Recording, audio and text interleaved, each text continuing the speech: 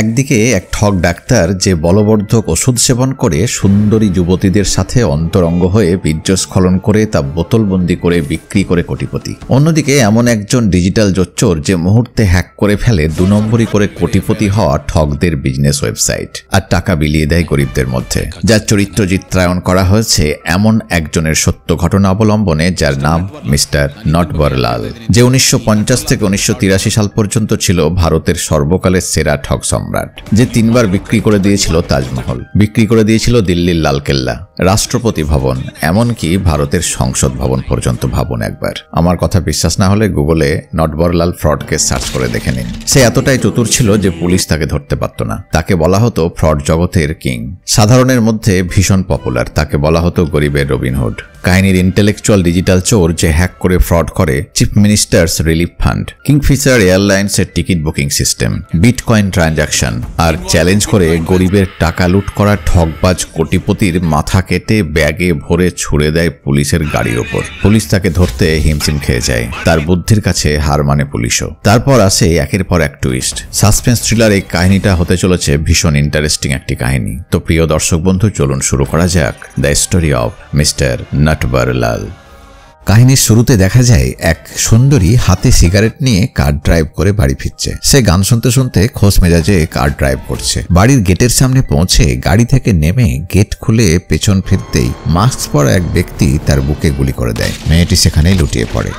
সেখানেই তার মৃত্যু হয়। এরপর মাস্ক পরা লোকটি মুখ থেকে মাস্ক ছড়ায়। এ হলো তনুশ্রী বান্না, কাহিনীতে যার নাম রঙ্গা। এই আমাদের কাহিনীর হিরো। পরের সিনে দেখা যায় রঙ্গা তার গোপন ডেরায় বসে the book of mister Natwarlal নামে একটি বই পড়ছে, যেটাতে লেখা রয়েছে ক্রাইম করে পুলিশের চোখে ধুলো দেওয়ার আর শাস্তি এড়ানোর হাজারো টিপস। এরপর রঙ্গা হাতে একটা তলোয়ার নিয়ে সেটিতে শান দিয়ে বাইক নিয়ে বেরিয়ে পড়ে তার নিশানা ঠক ডাক্তারের উদ্দেশ্যে। ফ্ল্যাশব্যাকে দেখানো হয় রঙ্গা তার সুপার কম্পিউটারে বসে শুনছে একজন ঠক ডাক্তারের মোবাইল হ্যাক করে কল রেকর্ড। সেই ঠক ডাক্তার তার অ্যাসিস্ট্যান্ট মিস রিতার সাথে কথা বলছে।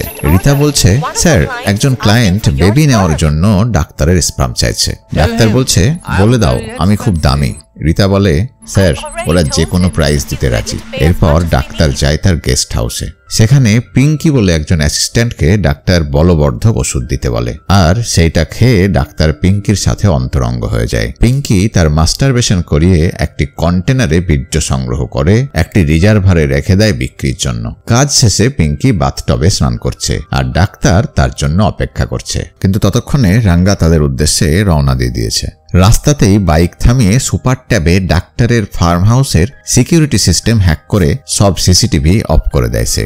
মনিটরিং এর দায়িত্বে থাকা গার্ড অ্যালার্ট হয়ে যায়। ওদিকে রঙ্গা দড়িতে বাঁধা একটি হুক আটকে দেয় ওই বিল্ডিং এর উঁচু পাঁচিলের রেলিং এ। তারপর দড়ি বেয়ে ভেতরে এক লাফ দেয়। এই আওয়াজে একজন গার্ড সেদিকে যায়। রঙ্গা তার নিনজা টেকনিকে তাকে ঘায়েল করে দেয়। এরপর আরেকজন, তারপর আরেকজন। এইভাবে আউটডোরে দায়িত্বে থাকা সব সিকিউরিটি গার্ডকে সে ঘায়েল করে সেখানে ফেলে রেখে দেয় আর ভেতরে ঢুকে পড়ে। সেখানে সিসিটিভি মনিটরিং এর দায়িত্বে থাকা সিকিউরিটিকে অজ্ঞান করার ইনজেকশন দিয়ে অজ্ঞান করে ঢুকে পড়ে ডাক্তারের বেডরুমে। ডাক্তার তখন শুয়ে শুয়ে আইএস করছে আর পিঙ্কির জন্য অপেক্ষা করছে। রঙ্গা তার পাশে রাখা চেয়ারে গিয়ে বসে আর তাকে দেখে চমকে যায় ডাক্তার। কিন্তু সে কিছু বুঝে ওঠার আগেই তলোয়ারের এক কোপে তার মুন্ডুটা ধর থেকে আলাদা করে দেয় রঙ্গা। এরপর কাহিনী পাস্টে যায়, কয়েক বছর আগের ঘটনা। এই ডাক্তারের অ্যাসিস্ট্যান্ট রিতা তাকে জায়ান্ট স্ক্রিনে তাদের বিজনেসের প্রফিট লসের গ্রাফিক্যাল রিপ্রেজেন্টেশন দেখাচ্ছে। এ সময় স্ক্রিনে একটি মেলের নোটিফিকেশন পপ আপ করে। রিতা বলে, স্যার, মেলটা কি ওপেন করব? ডাক্তার বলে, ইয়েস, ওপেন ইট। রিতা তখন মেল ওপেন করতেই সিকিউরিটি ব্রিচের একটা অ্যালার্ট আসে আর একটা মেকানিক্যাল ভয়েসে শোনা যায়, হ্যালো নকল ডক্টর সেটাপ্পা, আসল ডাক্তার আর সেটাপ্পা কোথায়? এখান থেকে কাহিনী আরো কয়েক বছর পেছনে চলে যায়। গাইনো ডাক্তার আর সেটাপ্পার ক্লিনিকে তার চেয়ারে বসে তখন তার অ্যাসিস্ট্যান্ট আর তার সামনে একজন মেল পেশেন্ট যে এসেছে ইনফার্টিলিটির ট্রিটমেন্ট করাতে। সেই পেশেন্টকে সেই অ্যাসিস্ট্যান্ট বলছে, আমরা মাত্র 12 সপ্তাহে বন্ধাত্বের ট্রিটমেন্ট করে দিতে পারি, বেবি এর মধ্যে আসবেই, গ্যারান্টি। সেই পেশেন্ট বলে, আরে আমার বিয়ের সময় লাগানো নারকেল গাছে ফল চলে এলো আর আমার এখনো বেবি এলো না। সেই অ্যাসিস্ট্যান্ট তখন একজন ফিমেল অ্যাসিস্ট্যান্টকে ডাকে। সে ওই পেশেন্টকে বেডে শুইয়ে মাস্টারবেট করিয়ে বীর্য সংগ্রহ করে এবং তাকে বাড়ি পাঠিয়ে দেয়। ল্যাবে ওই বীর্য পরীক্ষা করে তারা দেখে সেখানে শুক্রাণু অনেক কম আছে, এজন্যই তাদের বেবি হচ্ছে না। এমন সময় চেম্বারে ঢোকে ডাক্তার আরসেটাপ্পা, আর তার চেয়ারে তারই অ্যাসিস্ট্যান্টকে বসে থাকতে দেখে সে চমকে যায়। ওই অ্যাসিস্ট্যান্ট তখন উঠে দাঁড়ায়, ডাক্তার তার চেয়ারে বসে। এ সময় জয়লক্ষ্মী নামে ওই ফিমেল অ্যাসিস্ট্যান্ট তাকে বলে, এই বলো স্যারকে। তাদের এই মুখ চাওয়াচাই দেখে ডাক্তার বলে, আরে কি ব্যাপার? ওই অ্যাসিস্ট্যান্ট তখন বলে, স্যার বন্ধাত্বের চিকিৎসা এখন ওয়ার্ল্ডের সবচেয়ে বড় বিজনেস। যেমন আজ মালায়া নামে একজন পেশেন্ট এসেছিল, তার স্পাম কাউন্ট কম আছে। এখন যদি আমরা অন্য কারো স্পাম নিয়ে তার বউয়ের জরায়ুতে ইনজেক্ট করে দিই তবে তাদের বেবি হয়ে যাবে, তারা কিছু জানতে পারবে না, মোটা টাকা আসবে। এভাবে ট্রিটমেন্ট করলে পেশেন্ট কিছু জানতে পারবে না, আর তারা ভাববে ট্রিটমেন্টের জন্য তাদের বেবি হচ্ছে। কয়েকদিনের মধ্যেই আমাদের ক্লিনিক ফুলে ফেপে উঠবে। ডাক্তার বলে, হ্যাঁ বুঝলাম, কিন্তু এটা তো ইল্লিগাল, আর ধরা পড়লে আমাদের তো জেল হবে, লাইসেন্সও যাবে, আমি এসব করতে পারবো না। পরের সিনে দেখা যায় তারা একটা ওয়েবসাইট বানাচ্ছে setappafertility.com, আর একটা কল সেন্টার বানিয়ে সেই সব পুরুষকে টার্গেট করে যাদের মেল ইনফার্টিলিটি আছে, আর টেলিকলাররা ফোন করে 100% রেজাল্টের গ্যারান্টি দিয়ে ক্লিনিকে টেনে আনে। আর অবৈধভাবে তাদের অজান্তে চিকিৎসার অজুহাতে তাদের স্ত্রীদের জরায়ুতে অন্য পুরুষের বীর্য ইনজেক্ট করে প্রেগন্যান্ট করতে থাকে।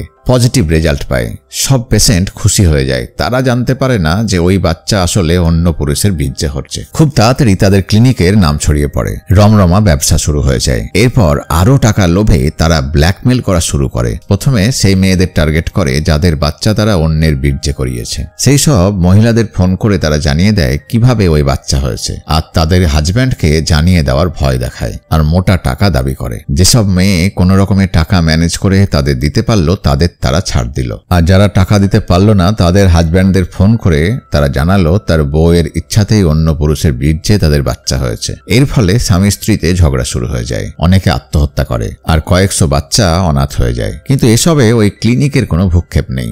সফল ফার্টিলিটি ডাক্তার হিসাবে নিউজে হেডলাইন হয়, কিন্তু মিস্টার সেটাপ্পার ক্লিনিকে দেখা যায় অবাক কাণ্ড। সেই আসল ডাক্তারের জায়গায় দেখা যাচ্ছে সেই অ্যাসিস্ট্যান্টকে, যে এখন ডাক্তারের ভূমিকা পালন করছে, আর আসল ডাক্তার আর সেটাপ্পা গায়েব হয়ে গেছে। সম্ভবত এই অ্যাসিস্ট্যান্টরা তাকে খুন করে ফেলেছে। সকলের কাছে সেই অ্যাসিস্ট্যান্টই নিজেকে ডক্টর সেটাপ্পা পরিচয়ে ক্লিনিক চালাচ্ছে। এরপর কাহিনী প্রেজেন্টে আসে। এই নকল সেটাপ্পার কাছে এক অজ্ঞাত পরিচয় ব্যক্তির ফোন আসে। সে এখন তার পরিচয় ফাঁস করার ব্ল্যাকমেল করে, আর বলে, তোর কারণে কয়েকশো বাচ্চা অনাথ হয়ে গেল, আমি এখন ওই বাচ্চাদের কেয়ারটেকার, আমাকে 10 কোটি টাকা দিতে হবে, নইলে তোর সব কুকীর্তি এখন সব নিউজে ট্রেন্ডিং এ চলে আসবে। এই কালপ্রিট তখন বলে, আমার সময় লাগবে, আমাকে পার্টনারদের সাথে কথা বলতে হবে। এরপর ওই কালপ্রিট একজন ঘুষখোর মহিলা এসআই সৌরিকে বলে এই কল ট্রেস করে ব্ল্যাকমেলারকে খতম করতে হবে, কোনো এফআইআর যেন রেজিস্টার না হয়। এই সেই সৌরি যার খুন প্রথম দৃশ্যে দেখানো হয়েছিল। ওই লোকেশন ট্রেস করে সৌরি আর তার টিম কি করেছিল সেটা কাহিনীতে পরে দেখানো হবে। এদিকে ব্রেকিং নিউজ আসে, ডক্টর সেটাপ্পার কাটা মাথা পাওয়া গেছে ব্যাঙ্গালোরের এক পরিত্যক্ত মাঠে, আর এর তদন্তের দায়িত্ব দেওয়া হয়েছে ইএমআই স্ক্যামে অভিযুক্ত এক সাসপেন্ডেড পুলিশ অফিসার মিস্টার অলোককে। এ সময় অলোকের কাছে তার সিনিয়রের কল আসে, বলে, অলোক, তোমার সাসপেনশন তুলে নেওয়া হয়েছে, আর তোমাকে চিফ সেক্রেটারির অর্ডারে সেটাপ্পার মার্ডার কেসের তদন্তের দায়িত্ব দেওয়া হলো। অলোক বলে, ওকে স্যার। ওদিকে রঙ্গা সিআইটি অফিসের সব সিসিটিভি হ্যাক করে অলোকের প্রতিটা মুভমেন্ট ট্র্যাক করছে। সে দেখতে পায় অলোক গাড়ি নিয়ে সিআইটি অফিসে ঢোকে, আর ভেতরে ঢুকে সৌরির মার্ডার কেসের ফাইল চায়। তাকে একজন অফিসার বলে, সৌরির খুনি যে বাইকে এসেছিল তার নাম্বার প্লেটটা ফেক। আমরা একটা 19mm পিস্তল সৌরির বাড়ির কাছে উদ্ধার করেছি। সৌরিকে মাত্র 6 ফুট দূর থেকে গুলি করা হয়েছে। আমরা কিছু ইউথ পার্টি নামে নকশাল পোস্টার পেয়েছি তার বাড়ির কাছের পুলিশ কোয়ার্টারে, আর হেলমেট আর মাস্ক থাকার কারণে ওই আততায়ীকে চেনা যায়নি। এই হলো সৌরি কেসের ফাইল। অলোক বলে, ঠিক আছে, সেটাপ্পার মার্ডার কেসের আপডেট কি? নারায়ণ স্বামী তখন বলে, সেটাপ্পা কেসে আততায়ীকে চেনা যায়নি। সে সব সিকিউরিটিকে অজ্ঞান করে সেটাপ্পার মাথা কেটে নিয়ে পালিয়ে গেছে, আর সব গার্ডকে মেমোরি লসের ইঞ্জেকশন দিয়ে দিয়েছে। তাদের কারোর কিছু মনে নেই, ওই আততায়ী ঝড়ের গতিতে পালিয়েছে। আর এই সব ঘটনা তার গোপন ডেরায় বসে দেখছে রঙ্গা, কারণ সে সিআইটি অফিসের সব সিসিটিভি ক্যামেরা হ্যাক করে ফেলেছে। এদিকে অলোককে ওই অফিসার আরো বলে, আর আমরা সেটাপ্পার অ্যাসিস্ট্যান্ট জয়লক্ষ্মীকে ইন্টারোগেট করে জেনেছি এই সেটাপ্পা একজন ফেক ডাক্তার। তারা দুজনেই অবৈধ স্পার্ম ট্রেডিং এ ইনভলভ আছে। তারা বীর্য বেচাকেনা করে, আর গোপনে মেয়েদের কিছু না জানিয়ে প্রেগন্যান্ট করে মোটা টাকা কামাতো। জয়লক্ষ্মীকে অ্যারেস্ট করা হয়েছে আর ওই হসপিটাল সিজ করা হয়েছে। রঙ্গা সব শুনে হাসতে থাকে। এরপর সিন শিফট হয় আর দেখা যায় রঙ্গা রাস্তায় একটি ট্রাক্টরে বসে আছে আর সেখানে একটি এনজিওর কিছু মেয়ে লোকেদের কাছে আই ডোনেশনের জন্য প্রচার করছে। তাদের টিম লিডার মেয়েটির নাম নন্দু। সে একজনের কাছে যায় আর বলে, স্যার আপনার মৃত্যুর পর আই ডোনেট করুন, তাহলে দুজন অন্ধ চোখে দেখতে পাবে, তাই প্লিজ স্যার ডোনেট করুন। কিন্তু লোকটি ওই লিফলেট ছুঁড়ে ফেলে দেয় আর কার নিয়ে বেরিয়ে যায়। তখন রঙ্গা ওই মেয়েটিকে ডাকে, বলে, ও ম্যাডাম, যদি কিছু মনে না করেন আর আমার জিমে যদি আসেন তাহলে আমি তো বটেই, আমাদের জিমের সবাই আপনাদের এনজিওতে আই ডোনেট করবে। আমি বললে তারা ব্লাড ডোনেট করবে, আই ডোনেট করবে। রঙ্গার ফোনটা নিয়ে নন্দু তাকে তার কন্ট্যাক্ট নাম্বার শেয়ার করে। এরপর তাদের মধ্যে ফোনে কথা চলতে থাকে, হোয়াটসঅ্যাপ চ্যাট চলতে থাকে আর তাদের মধ্যে অন্তরঙ্গতা বাড়তে থাকে। দুজনের দুজনকে ভালো লেগে যায়। নন্দু রঙ্গার জিমে যায় আর তার সঙ্গে এক্সারসাইজ করা শুরু করে। জিমের মালিক এটিএম, যে রঙ্গার একজন ভালো বন্ধু, আর সেখানে জিম করতে থাকা সবাই রঙ্গার কথায় আই ডোনেট করতে চুক্তিবদ্ধ হয়ে যায়। নন্দু এতে ভীষণ খুশি হয়ে যায়। এভাবেই তাদের প্রেমের সম্পর্ক চলতে থাকে। নন্দু আর রঙ্গা দুজনে দুজনকে জীবনসঙ্গী হিসাবে ভাবতে শুরু করে। তারা একসাথে লাঞ্চ করা, ক্যান্ডেল লাইট ডিনার করা ও এখানে ওখানে ঘোরাঘুরি করে কোয়ালিটি টাইম স্পেন্ড করতে থাকে। এরপর সিন শিফট হয় আর দেখা যায় স্কুটি করে বাস স্ট্যান্ডে যাচ্ছে রঙ্গা আর তার সাথে নন্দুও যায় তাকে সেন্ড অফ করতে, কারণ রঙ্গা এখন তার গ্রামে যাবে। সেখানে সে চাষবাস দেখাশোনা করে। নন্দু রঙ্গাকে বলে, তুমি ইঞ্জিনিয়ারিং করেছো আর এখন ফার্মিং করছো, কারণটা কি? রঙ্গা বলে, ফার্মিং ভুলে গেলে মানুষ খাবে কি? আমার টেকনোলজিতে ইন্টারেস্ট ছিল তাই ইঞ্জিনিয়ারিং করেছি, আর ফার্মিং আমার হবি, তাই এটাকেই মুখ্য পেশা করেছি। নন্দু রঙ্গাকে বলে, পৌঁছে ফোন করে জানাতে ভুলো না। গ্রামে গিয়েই রঙ্গা খবর পায় তার বাবা হার্ট অ্যাটাকে মারা গেছে আর তার ভাইয়েরা তার বাবার লাশ তাদের বাড়ি নিয়ে গেছে। আসলে রঙ্গা তার বাবার দ্বিতীয় স্ত্রীর একমাত্র ছেলে। অন্যদিকে প্রথম স্ত্রীর 3 ছেলে, মালিঙ্গা, কালিঙ্গা আর শিবলিঙ্গা। আর এই 3 জনই রঙ্গাকে দেখতে পারে না, কারণ তাদের বাবা রঙ্গাকে বেশি ভালোবাসত। রঙ্গা তার বাবার লাশের দিকে এগোতেই তার ভাইয়েরা তার উপর আক্রমণ করে। একে একে 3 জনে এসে রঙ্গাকে লাথি মেরে ফেলে দেয়, তাকে যথেচ্ছ পেটাতে থাকে। কিন্তু রঙ্গাও ছাড়ার পাত্র নয়। রঙ্গাও একে একে 3 জনকে পিটিয়ে নাজেহাল অবস্থা করে দেয়। সে যখন তার এক ভাইকে দমাদম একের পর এক ঘুষি মারছে, তখন হঠাৎ করে রঙ্গার মা সেখানে চলে আসে আর রঙ্গাকে এক চড় কষায়। রঙ্গা বলে, আম্মা, ওরাই আমাকে মারছিল, বাবার মৃতদেহের কাছে যেতে দিচ্ছে না। তার ভাই বলে, এই শাট আপ, তোর জন্যই বাবার হার্ট অ্যাটাক হয়ে মারা গেছে। তুই আমাদের বাবার মৃত্যুর কারণ। তোর ছায়াকেও আর বাবার লাশের কাছে যেতে দেব না। অন্যদিকে রঙ্গার সৎমা তার বাবার লাশের কাছে বসে সব কাণ্ড কারখানা দেখছে। রঙ্গার ভাই বলে, চলে যা আমার বাবার সামনে থেকে। রঙ্গার মা তখন বলে, এরকম একজন দয়ালু পুণ্যবান লোকের মৃত্যুতে অন্ত্যেষ্টিক্রিয়ায় এরকম হওয়া উচিত নয়। এই মারামারি কাটাকাটি আর নয়, ওর সম্মানের সাথে সৎকার হওয়া উচিত। তোকে যেতে দেবে না যখন, যেতে হবে না। দূর থেকেই আমরা শ্রদ্ধা জানাবো। রঙ্গা দূর থেকেই হাত জোর করে বাবাকে শ্রদ্ধা জানায় আর রঙ্গার বন্ধু তাকে সেখান থেকে নিয়ে চলে আসে। বেচারা রঙ্গা আর তার মা দূরেই দাঁড়িয়ে থাকে। আর তার বাবার লাশ যখন নিয়ে যাওয়া হচ্ছে, তখন কোনো মতে রঙ্গা তার বাবার পা স্পর্শ করে। তার বাবার লাশ নিয়ে চলে যায় আর রঙ্গা আর তার মা দূর থেকে শুকনো মুখে চেয়ে থাকে। এরপর সিন শিফট হয় আর দেখা যায় রঙ্গা তার বাড়িতে বসে আছে। তার মাকে বলছে, মা, তুমি ওদের পেটাতে দিলে না, ওরা আমাদের সাথে এরকম করলো। তার মা তাকে বলে, বাবা, আমি চাই তুই রামের মতো অনুগত পুত্র হ। ওরা যা চাই করুক, ওদের ওপর কোনো আঘাত নয়। এমন সময় তাদের বাড়ির সামনে 3 ভাই আর এক মস্তানকে সঙ্গে করে এসে পৌঁছায় আর জবরদস্তি বাড়িতে ঢুকে পড়ে। রঙ্গাকে ধমকে বলে, এই বাড়ি আমার মায়ের বাড়ি, তোরা বেরিয়ে যায় বাড়ি থেকে। রঙ্গা তাদের মারতে উদ্যত হলে তার মা তাকে থামিয়ে দেয় আর বলে, কথা দে, তুই ওদের সঙ্গে আর মারামারি করবি না। তার ভাইয়েরা বলে, তোরা বেরিয়ে যায় বাড়ি থেকে। রঙ্গার মা বলে, তোমরা লড়াই করো না, আমরা বাড়ি ছেড়ে বেরিয়ে যাব। কিন্তু রঙ্গার সৎ ভাই তার মাকে অপমান করে আর বলে, তোরা এখনই বেরিয়ে যা। মায়ের নিষেধে রঙ্গা ওদের সাথে মারামারি না করে চুপচাপ বেরিয়ে যায়। মাকে নিয়ে কাঁদতে কাঁদতে রঙ্গা বাইরে চলে আসে। সিন শিফট হয়।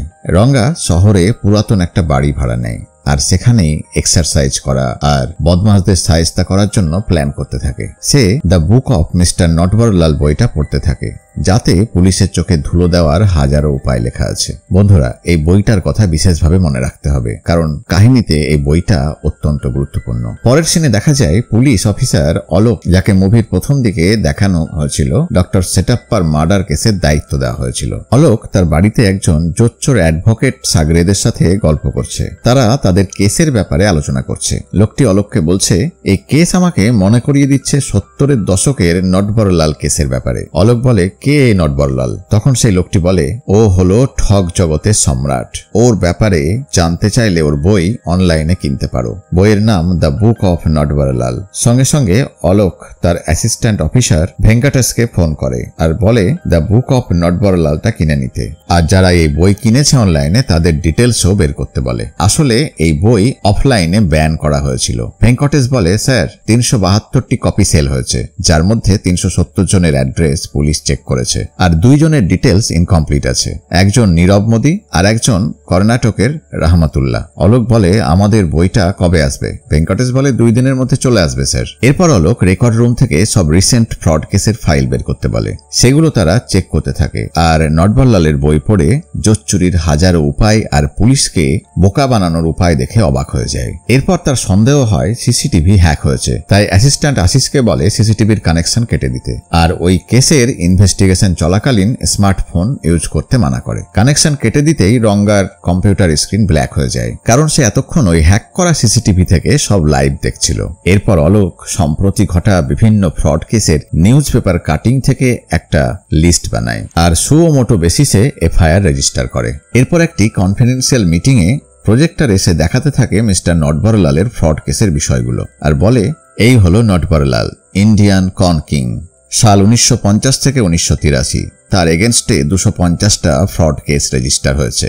সে বিক্রি করে দিয়েছিল তাজমহল, দিল্লির লালকেল্লা, রাষ্ট্রপতি ভবন, এমনকি ইন্ডিয়ান পার্লামেন্ট হাউস। আর সে এতটাই চতুর, সব কেসে পাশ কাটিয়ে বেরিয়ে গেছে। কেবলমাত্র 3টি কেসে সে দোষী প্রমাণিত হয়েছিল আর 7 বছর জেল হয়েছিল। সে উকিল ছিল না, তাও সে নিজেকে উকিল পরিচয়ে কোর্টের জাজমেন্ট জাল করে 135 জন জেলবন্দি আসামিকে ছাড়িয়ে নিয়েছিল। সে জেলে থাকাকালীন criminology, criminal policy, criminal law আর অভিযুক্ত কিভাবে শাস্তি এড়াতে পারে তার উপর একটি বই লেখে। সরকার ওই বইটি ব্যান করেছিল, কিন্তু সে জেল থেকে ছাড়া পেয়ে সুপ্রিম কোর্টে 10 বছর ধরে কেস লড়ে আর কোর্ট অর্ডার দেয় কিছু শর্ত সাপেক্ষে গ্রাহকের ডিটেলস রেখে ওই বইটি অনলাইনে কেবলমাত্র বিক্রি করা যাবে। অলোকের সিনিয়র পুলিশ অফিসার বলে, মিস্টার অলোক, আমরা তো এইসব আগে থেকেই জানি। অলোক তখন বলে, আমি নটবরলালের প্রসঙ্গ আনলাম কারণ ঠিক তার মতোই একজন আমাদের রাজ্যে বর্তমানে কাজ করছে। নটবরলাল অফলাইন ফ্রড করত আর এ অনলাইন ফ্রড করে। দেখুন, CM relief fund scam,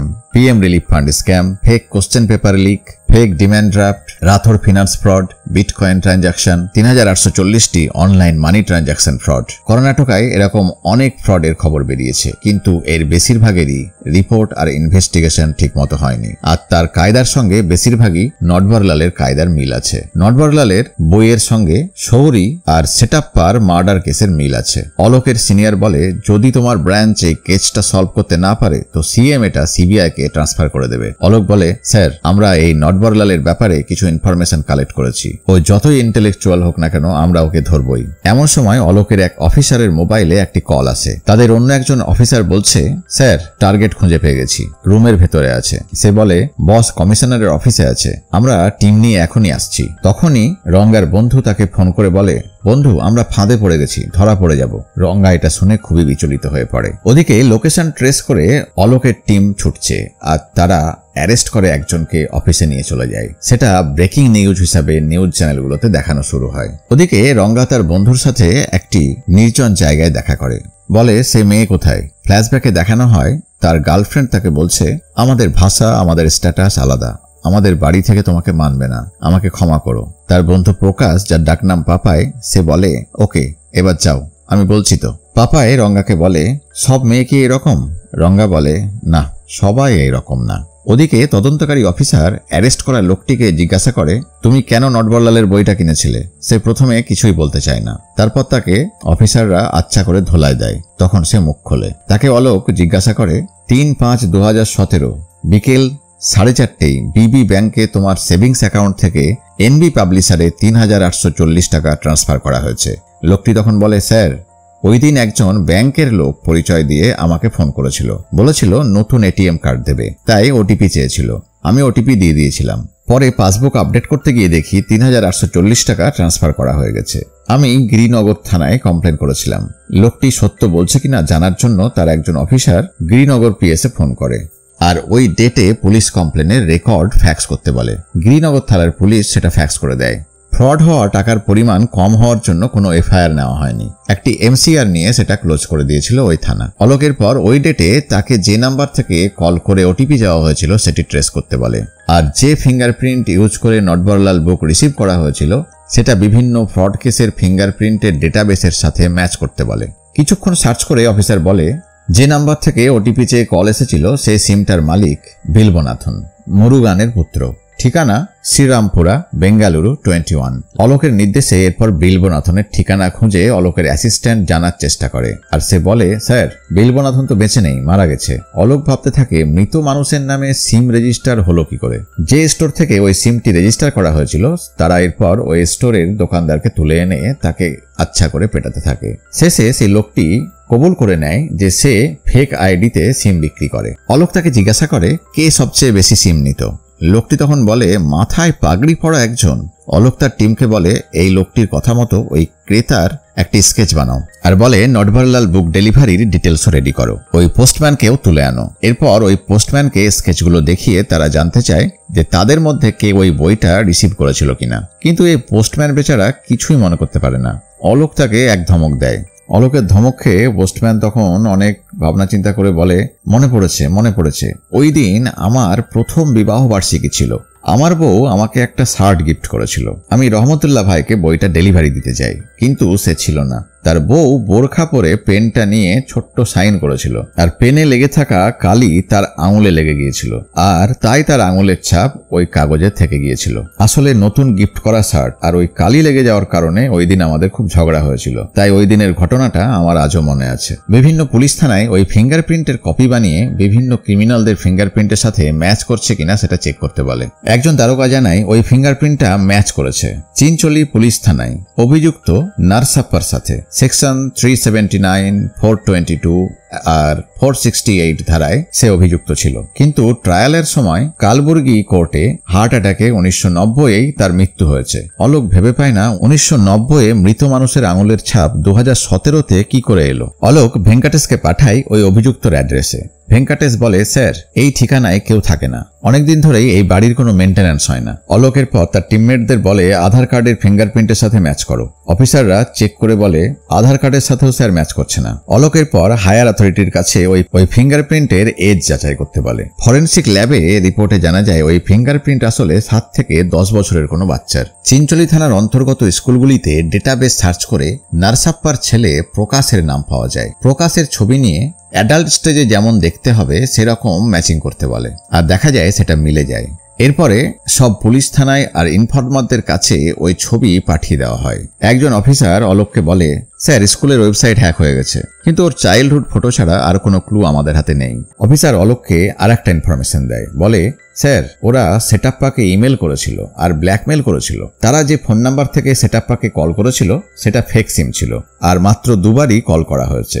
সৌরির murder কেসেও কোনো ক্লু নেই। স্যার ওরা খুবই স্মার্ট, ওদের ধরা খুবই মুশকিল। আর একজন অফিসার বলে নটবরলাল বুক রিসিভ করার জন্য ও ফেক অ্যাড্রেস ইউজ করেছিল, ওরা খুবই ব্রিলিয়ান্ট।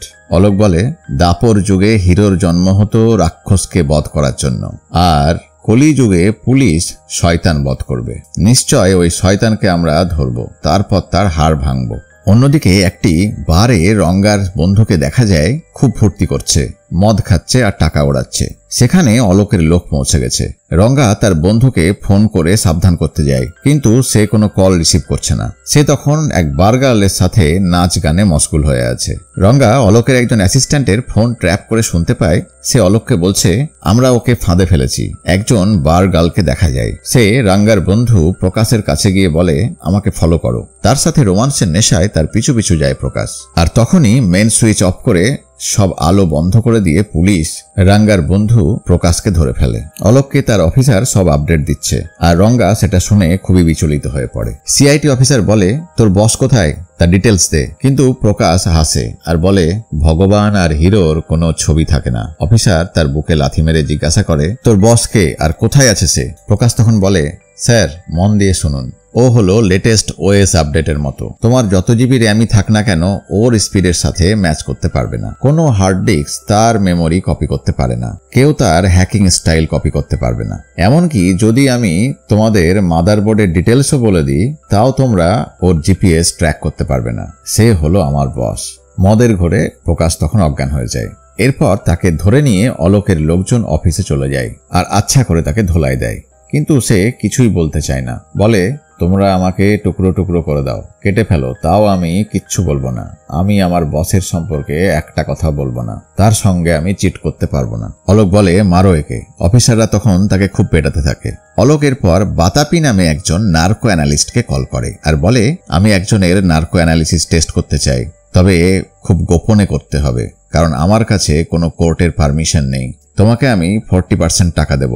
বাতাপি তখন টাকার লোভে রাজি হয়ে সেখানে চলে আসে। এরপর বাতাপি ড্রাগ ইনজেক্ট করে নার্কো অ্যানালিসিস শুরু করে। এই নার্কো টেস্ট হলো কিছু ড্রাগ প্রয়োগে মানুষকে একটা ঘোরের মধ্যে নিয়ে গিয়ে তার মুখ থেকে সব সত্য বের করার একটা পদ্ধতি। ড্রাগ ইনজেক্ট করতেই পাপাই ঘোরের মধ্যে চলে যায়। অলোক তখন চিৎকার করে প্রশ্ন করে, 15 বছর আগে চিনচলি পুলিশ স্টেশনে নারাসাপ্পার ফিঙ্গারপ্রিন্টে তোমার ফিঙ্গারপ্রিন্ট কি করে এলো? পাপাই তখন কিছু বলতে পারে না, শুধু ঠোঁট নড়ায়। অলোক তখন আবার চিৎকার করে আর জিজ্ঞাসা করে, নটবরলাল বুক ডেলিভারি রিসিপ্টে তোমার আঙুলের ছাপ কি করে এলো? অলোক তার চিবুক ধরে জোরে জোরে নাড়ায়। তখন ডাক্তার বাতাপি বলে, আরে এভাবে হবে না, আমাকে চেষ্টা করতে দাও। সে তখন নরম সুরে বলে, পাপাই আমার প্রশ্নের উত্তর দাও। তখন পাপাই বলে, সেদিন আমি আমার বাবা নরসাপ্পার সাথে পুলিশ স্টেশনে গিয়েছিলাম। ঘটনাটা তখন ফ্ল্যাশব্যাকে দেখানো হয়। নরসাপ্পা তার ছেলে পাপাইকে নিয়ে পুলিশ স্টেশনে গিয়েছিল। নরসাপ্পার এগেনস্টে চুরির কেস ছিল। পুলিশ অফিসার ফাইলে নরসাপ্পাকে আঙুলের ছাপ দিতে বলে ভেতরে চলে যায়, আর সেই সুযোগে নরসাপ্পা নিজের আঙুলের ছাপ না দিয়ে তার ছেলের আঙুলের ছাপ ওই ফাইলে দিয়ে দেয়, যাতে ফিঙ্গারপ্রিন্ট তার সাথে ম্যাচ না করে। বাতাপি এরপর বলে, ওরে বাবা, এই ফ্রড তো দেখছি এদের রক্তে আছে। অলোক তখন বলে, কে তোর বস? পাপাই বলে, রাঙ্গা। আর সে তখন আরো বলতে থাকে, রঙ্গা তার মায়ের সাথে পারিবারিক বিবাদের কারণে গ্রাম ছেড়ে চলে এসেছিল আর একটি অনাথ আশ্রম যার নাম ছিল নাম্মে মানে সেখানে কাজ করা শুরু করে। ফ্ল্যাশব্যাকে সেই অনাথ আশ্রমের দৃশ্য দেখানো হয়। অনেকটা জায়গা জুড়ে বিস্তৃত সেই আশ্রম, যেখানে সকালবেলা বাচ্চাদের প্রার্থনা চলছে। রঙ্গার মায়ের পাশে পাপাইও দাঁড়িয়ে আছে। দেখা যায় রঙ্গা আশ্রমের স্বেচ্ছাসেবকদের সাথে অসুস্থ বৃদ্ধ মানুষদের সেবা করছে, ওষুধ দিচ্ছে। এরপর একদিন প্রেস কনফারেন্সে আশ্রমের গুরুজি জানায়, সরকারের পক্ষ থেকে বাচ্চাদের বিনামূল্যে যে খাবারটা দেওয়া হতো সেটা তারা বন্ধ করে দিয়েছে। সরকার আমাদের এই জায়গাটা কেড়ে নিতে চায়, আমাদের এই জায়গা ছেড়ে দিতে বলেছে। এটা একটা নাকি জঙ্গলের মধ্যে পড়ছে তাই। কিন্তু এতগুলো বাচ্চাদের নিয়ে আমরা এখন কোথায় যাব? আর ফলস নিউজের জন্য ডোনাররা এখানে ডোনেশনও দেওয়া বন্ধ করে দিয়েছে। আমি ভিক্ষা করে বাচ্চাদের খাওয়াবো, কিন্তু ওরা যদি তাও আমার উপর অত্যাচার করে তো আমি আর বাচ্চারা সবাই বিষ খেয়ে আত্মহত্যা করব। এছাড়া আমাদের আর কোনো পথ নেই। কিন্তু এই জায়গা আমি খালি করব না, নাম্মে মানের জন্য আমি জীবন উৎসর্গ করব।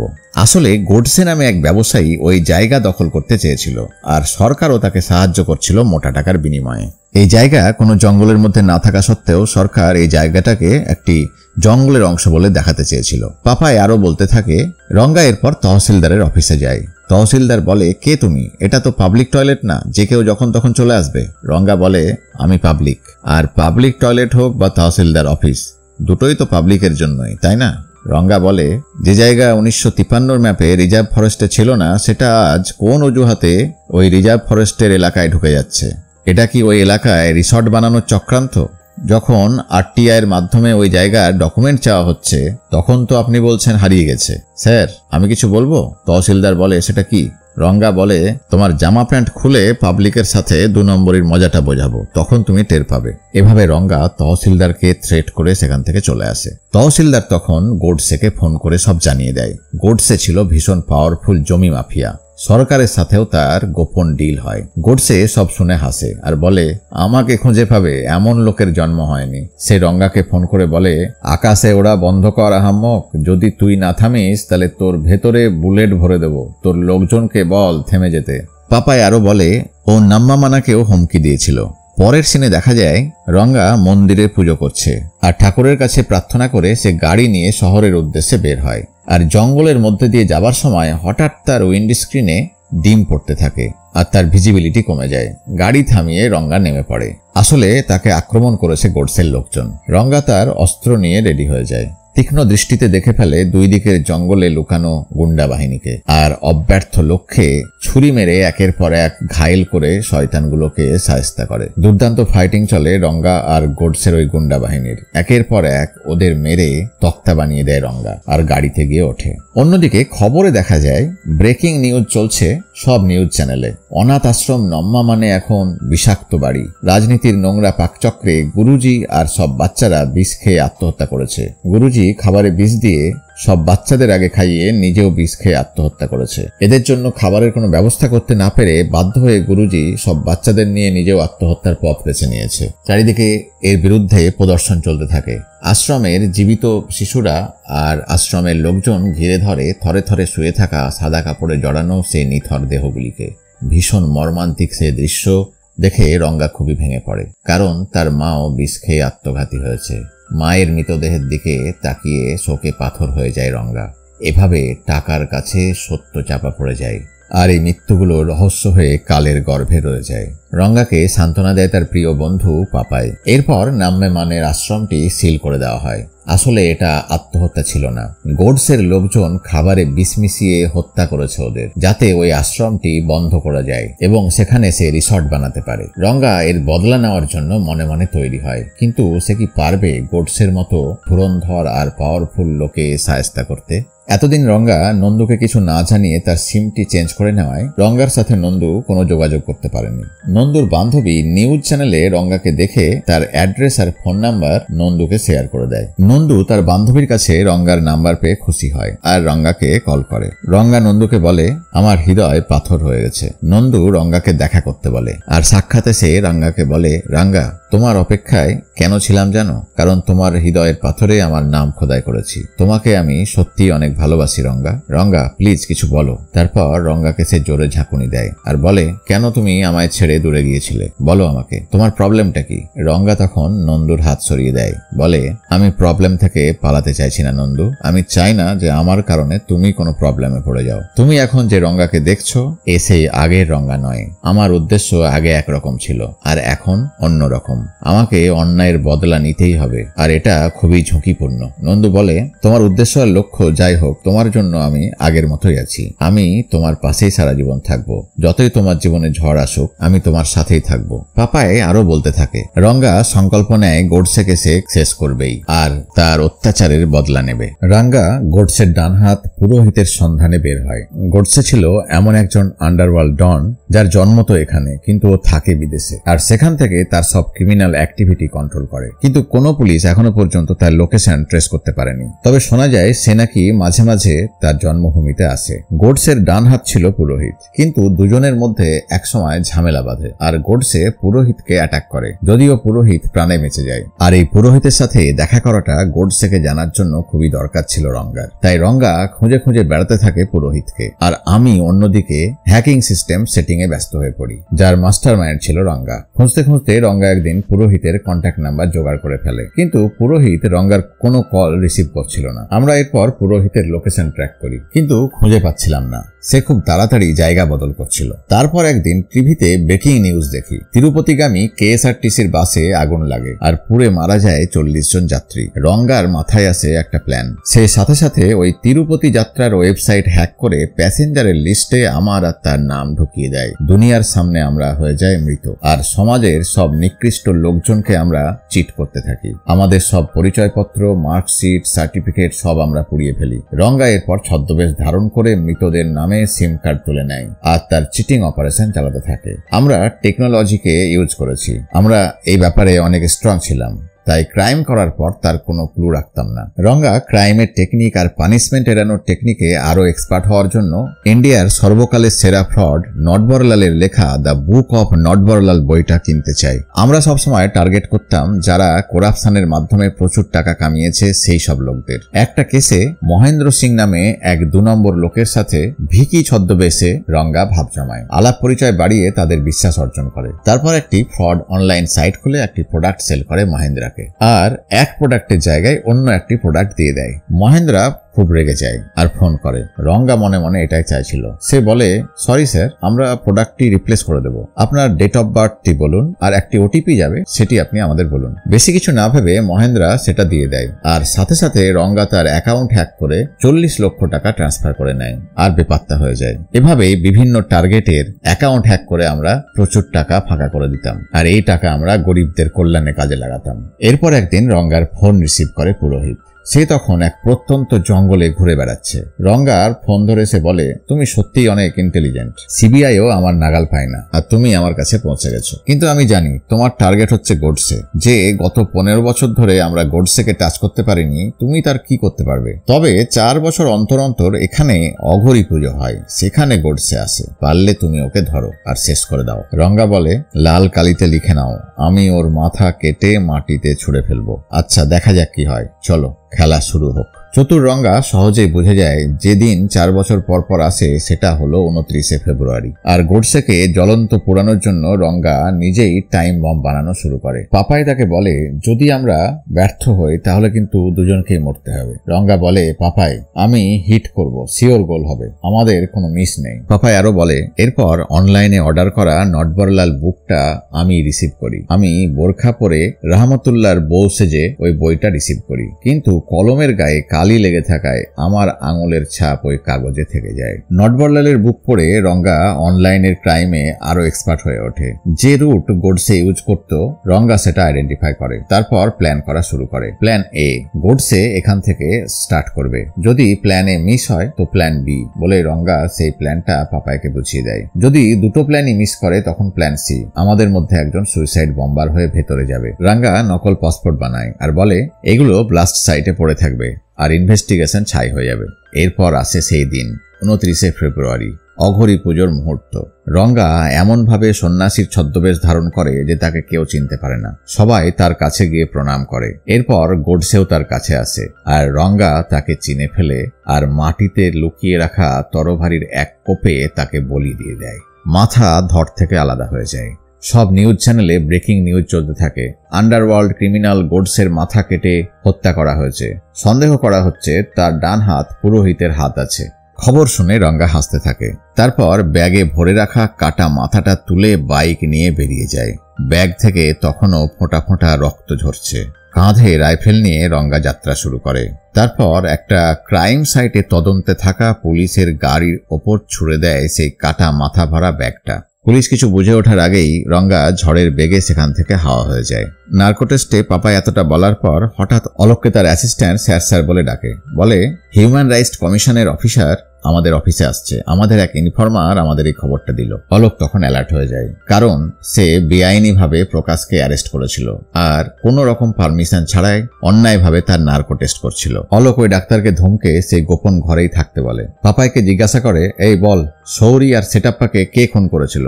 প্রকাশ তখন বলতে থাকে, আমি একটা ম্যাসাজ স্পাতে গিয়েছিলাম, সেখানে ওরা ইল্লিগালি স্পাম কালেক্ট করছিল সন্তানহীন কাস্টমারদের বিক্রি করার জন্য। আমি জানতে পারি এসবের মাস্টারমাইন্ড ছিল ডাক্তার সেটাপ্পা। আমি আর রাঙ্গা তখন সেটাপ্পাকে ব্ল্যাকমেল করি আর 10 কোটি টাকা তার কাছে দাবি করি। দর্শক বন্ধু, এটা সেই দৃশ্য যেটা মুভির প্রথমে দেখানো হয়েছিল। পাপাই বলতে থাকে, ডাক্তার সেটাপ্পা রঙ্গাকে কল করে বলেছিল, কে তোমাকে এই ফেক স্টোরি বলেছে? রঙ্গা তখন বলেছিল, আমরা তোমার মতো স্টোরি বলিও না, শুনিও না, আমরা হ্যাক করি। আমাদের গিফট পাঠিয়ে দাও, না হলে তোমার সব কুকীর্তিস লোকের সামনে চলে আসবে। তোমার সময় শুরু হচ্ছে এখন। আমি কিন্তু খুব ডেঞ্জারাস লোক, তুমি আমার কাছে কিছুই না। আচ্ছা মাই ডিয়ার সেটাপ্পা, কোথায় গেল অরিজিনাল ডাক্তার সেটাপ্পা? আমি জানি তুমি ডুপ্লিকেট সেটাপ্পা। যদি আমাদের টাকা না পাঠাও তবে সোশ্যাল মিডিয়ায় সমস্ত নিউজ চ্যানেলে তোমার সব 2 নম্বরই ভাইরাল হয়ে যাবে। সেটাপ্পা তখন বলে, আচ্ছা আমাকে সময় দাও, আমাকে পার্টনারদের সাথে কথা বলতে হবে, আমার একটু সময় দরকার। পাপা এরপর নার্কো টেস্টে আরো বলতে থাকে, এমন সময় নন্দিনী রঙ্গাকে কল করে তার বাড়িতে দেখা করতে বলে। রাঙ্গা বাইক নিয়ে বেরিয়ে যায় আর নন্দিনীর বাড়ি পৌঁছে যায়। তার সাথে খুনসুটি করতে থাকে। নন্দু বলে, আমরা বিয়ে করব কবে? বেবি কবে হবে?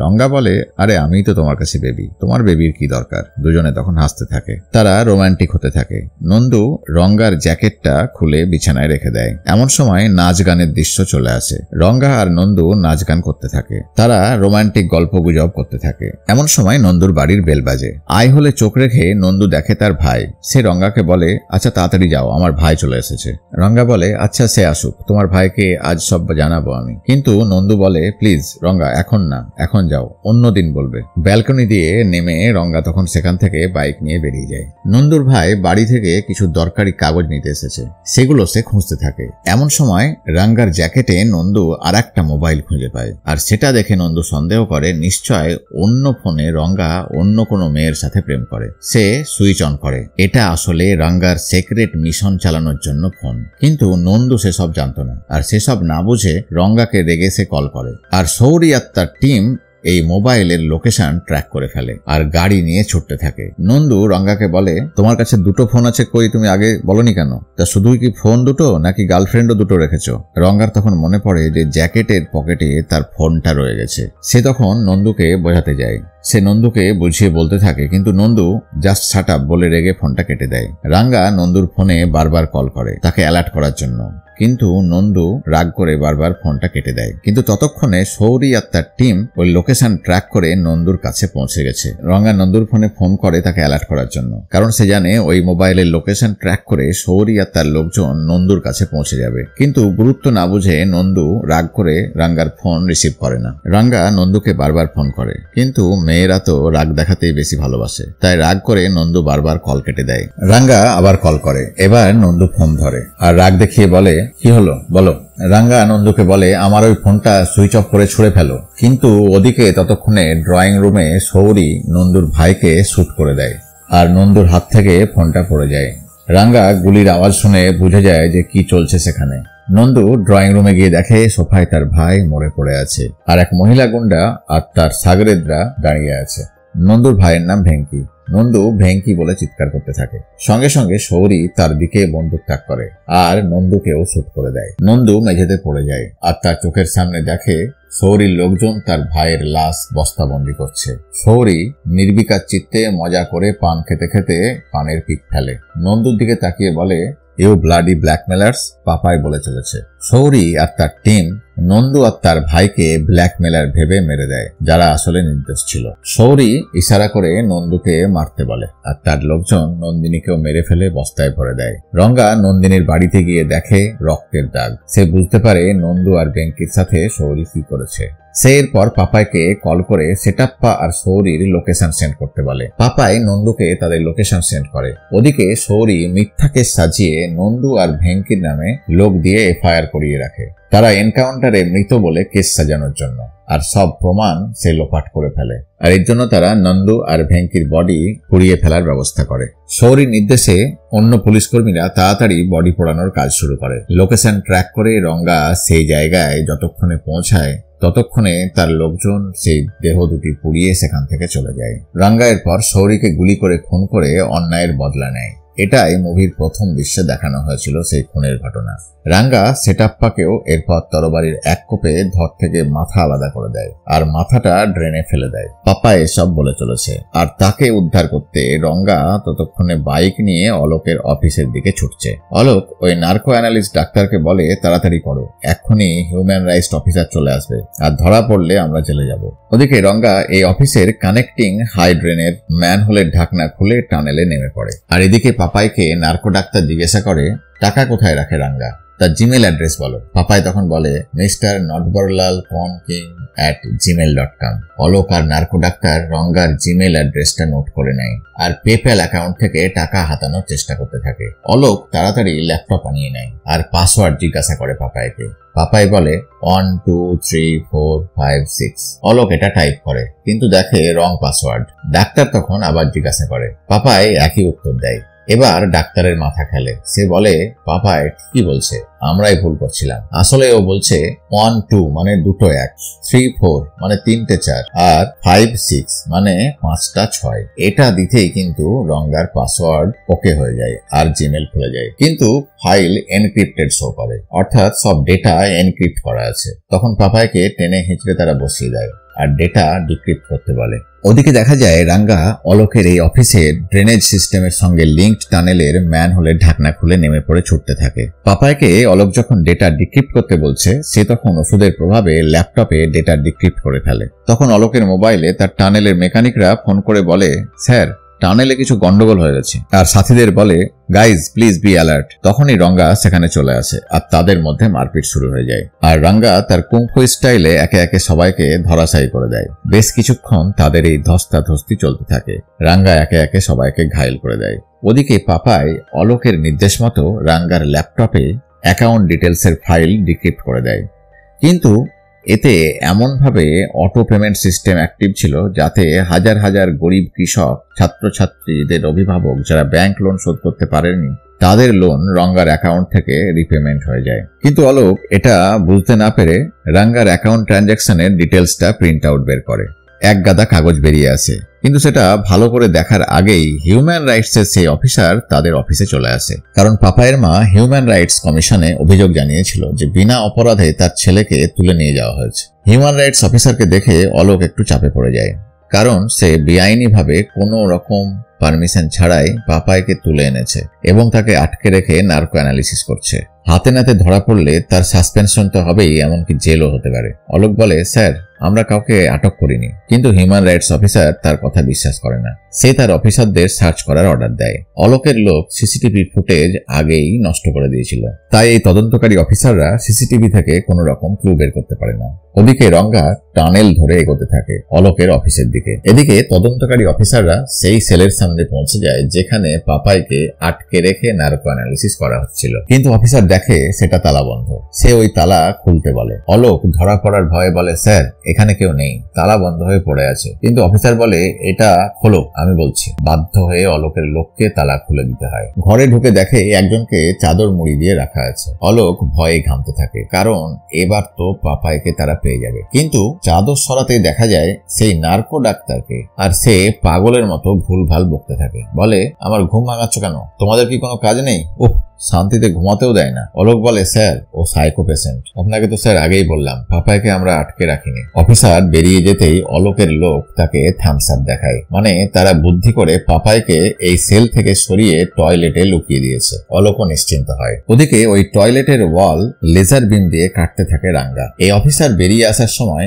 একটা টয়লেটের লক দেখে আবার সন্দেহ হয়, আর সেটা খুলতে বলে। অলোক বলে, স্যার ওটা খারাপ হয়ে গেছে, ওটা লক করা আছে, ওর চাবিও হারিয়ে গেছে। আসলে এখানেই পাপাইকে লুকানো ছিল। অফিসার অলোককে বিশ্বাস করে না। সে ওই লক ভেঙে ফেলতে বলে। অলোক এবার টেনশনে ঘামতে থাকে, কারণ এবার সে ধরা পড়ে যাবে। কিন্তু আশ্চর্যের বিষয়, দরজা খুলে ওই অফিসার দুর্গন্ধ ছাড়া আর কিছুই পায় না। এবার অলোকও ভেতরে দেখে চমকে যায়। ভাঙাচোরা প্যান আর দুর্গন্ধ। পাপাই কিন্তু গায়েব। আসলে স্মার্ট রাঙ্গা পাপাইকে ওই টয়লেট থেকে নিয়ে চলে গেছে। এবার ওয়াশরুমে মুখ ধুতে গিয়ে অফিসার দেখে মিররের নিচ থেকে ইটের গুঁড়ো গড়িয়ে গড়িয়ে পড়ছে। এবার ফ্ল্যাশব্যাকে দেখানো হয় অলোকের ফোনে কিছুক্ষণ আগে বিভিন্ন প্রান্ত থেকে বিভিন্ন জন ফোন করে ধন্যবাদ জানায় তাদের লোন শোধ করে দেওয়ার জন্য। অলোক ব্যাপারটা বুঝতে পারে না, কিন্তু সে এরপর রঙ্গার ট্রানজাকশনের ওই প্রিন্ট আউট গুলো চেক করে বুঝতে পারে কি ঘটেছে। আসলে চতুর রাঙ্গা অ্যাকাউন্ট থেকে সব টাকা গরিব মানুষদের লোন শোধ করে দিয়েছে, আর অলোকের ফোন নাম্বার দিয়েছে ডোনার হিসাবে। তাই সবাই অলোকের ফোনে ফোন করে তাকে ধন্যবাদ জানাচ্ছে। এভাবে অলোকের ঘাড় দিয়ে রঙ্গা গরিব লোকেদের দেনার টাকা শোধ করে দিয়েছে। অলোক তার নির্বুদ্ধিতায় আফসোস করতে থাকে, আর ভাবতে ভাবতে দেখে আয়নার নিচ থেকে ইটের গুঁড়ো পড়ছে। সে বুঝতে পেরে আয়না ভেঙে দেখে দেওয়ালটা কাটা। ওদিকে পাপাইকে ঘাড়ে নিয়ে তখন পালাচ্ছে রাঙ্গা। অলোক তার লোকজনকে বলে, ওরা এখনো আমাদের এই অফিসের এলাকা থেকে বেরোতে পারেনি, কাম ফাস্ট। তারা তখন পিস্তল রেডি করে ছুটতে থাকে। বিভিন্ন জন বিভিন্ন দিকে ছড়িয়ে পড়ে। অলোকের নজরে পড়ে যায় পাপাইকে ঘাড়ে নিয়ে পালাচ্ছে রাঙ্গা। সঙ্গে সঙ্গে অলোক ফায়ার করে। দেওয়ালের আড়ালে পাপাইকে নামিয়ে পাল্টা ফায়ার করে রাঙ্গা। ফ্ল্যাশব্যাকে রাঙ্গার ছদ্মবেশগুলো দেখানো হয়, যেটা এই কেসের ইনভেস্টিগেশন করতে গিয়ে অলোক লক্ষ্য করেছিল। অলোকের উপলব্ধি হয় এই সেই মাস্টার মাইন্ড, সব ফ্রড কেসের আসল নায়ক, আর একেই সে খুঁজছে। কিছুক্ষণ তাদের মধ্যে গোলাগুলি চলতে থাকে। এক এক করে অন্য অফিসাররাও সেখানে এসে ফায়ার করা শুরু করে। রঙ্গা অফিসারদের পায়ে গুলি করে এক এক করে সবাইকে ঘায়েল করে দেয়। তার ক্ষিপ্রতা আর নিখুঁত নিশানার কাছে কেউ পেরে ওঠে না। এরপর অলোককে সুযোগ বুঝে পায়ে গুলি করে দেয়। মাটিতে লুটিয়ে পড়ে অলোক। তারপর রিয়েল বসের মতো পিস্তলের গুলিগুলো এক এক করে ফায়ার করতে করতে রাঙ্গা সেখান থেকে তার বন্ধুকে নিয়ে বেরিয়ে যায়। চাইলে সে অলোককে মারতে পারত, কিন্তু এরা কেউ তার শত্রু নয়। বন্ধুকে বাঁচানোই তার মিশন ছিল। তার মিশন এখন সাকসেসফুল। আর এভাবেই মাস্টার মাইন্ড রাঙ্গা ধরা ছোঁয়ার বাইরে রয়ে যায় আরো একবার। পরের সিনে দেখা যায় একটি লাক্সারি সুপার কারে দিল্লির দিকে রওনা দিয়েছে রাঙ্গা আর তার বন্ধু পাপাই তাদের নতুন মিশনের জন্য। কাহিনীটা এখানেই শেষ হয়। তো প্রিয় দর্শক বন্ধু, আশা করি কাহিনীটা তোমাদের ভালো লেগেছে। ভিডিওতে লাইক দিয়ে চ্যানেলটি সাবস্ক্রাইব করে দিও। অনেক অনেক ধন্যবাদ ও শুভেচ্ছা রইল। খুব ভালো থেকো সকলে।